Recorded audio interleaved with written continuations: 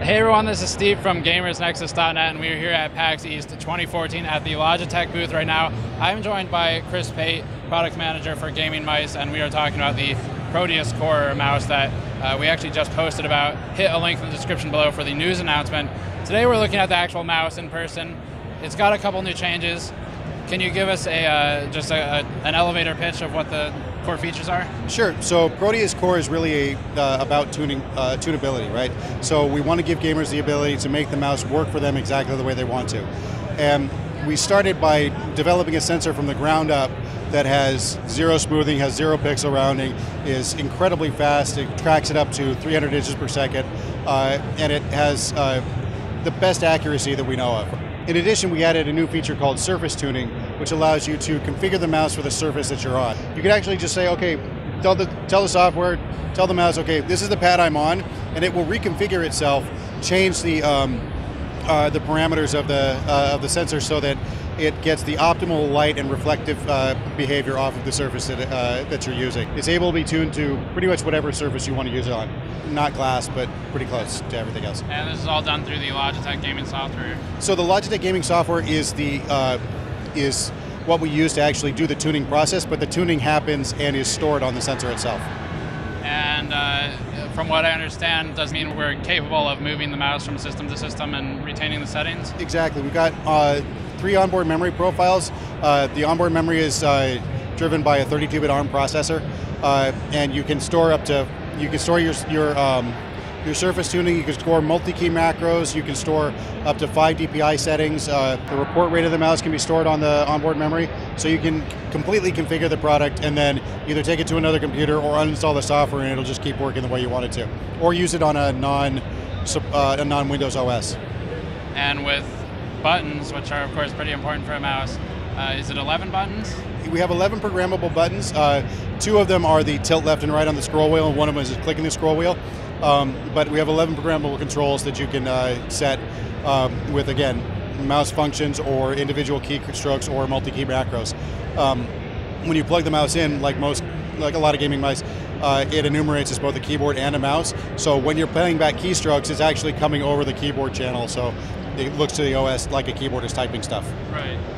And with how about the switches under the surface? So we use mechanical switches under every key. The left and right tilt and the scroll wheel are not micro switches. Left and right tilt are very nice kind of square tack switch, and the wheel click is a standard metal dome switch. How is the wheel change from the G500S? So we've changed it from a metal wheel with the dual mode scrolling to that has a rubber tire on it to a full metal wheel. In addition, we've improved the ratchet force so that you can more easily feel the detents between the different scrolling positions. So it's easier to tell when you've scrolled from 1, 2, 3, or whatever. And then in the hyperfast mode, it still spins, for. Sure. And in the marketing text from the initial press release, it was a key feature that we're using individual key plates now on left mouse and right mouse. Right. Can you explain for everyone why that's important? Sure. So with a monolithic key plate design, which is used by a lot of gaming mice right now, it's easy to get into a situation sometimes where you're clicking the button in such a way that the key plate will flex or warp, which causes it to not actuate the switch perpendicular to the plane of to the surface it's on. So if you get it coming in at a shear, you get a less good click feeling, and it has effects on durability as well. So we get a much more perfectly perpendicular click, which feels better, which is more precise, and which was more durable. Can you run us through the endurance specs, the distance and key clicks? Sure. So we got 20 million clicks on each of the left and right keys.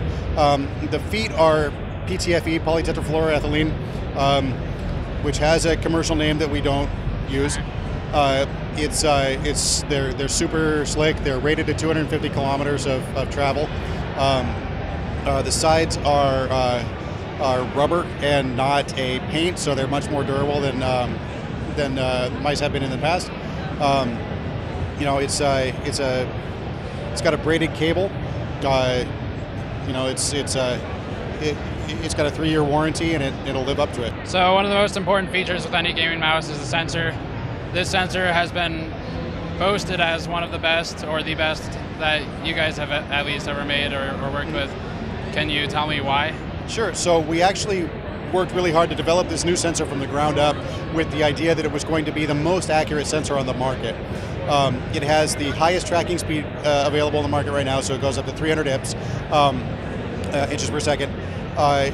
It has the ability to track even at accelerations of up to 40 Gs, and that's not acceleration in the sense of the word that people believe that a sensor has acceleration. This is the sensor's ability to handle being accelerated or decelerated. It is rated at 40 gravities, which is incredibly... A lot. It's a lot.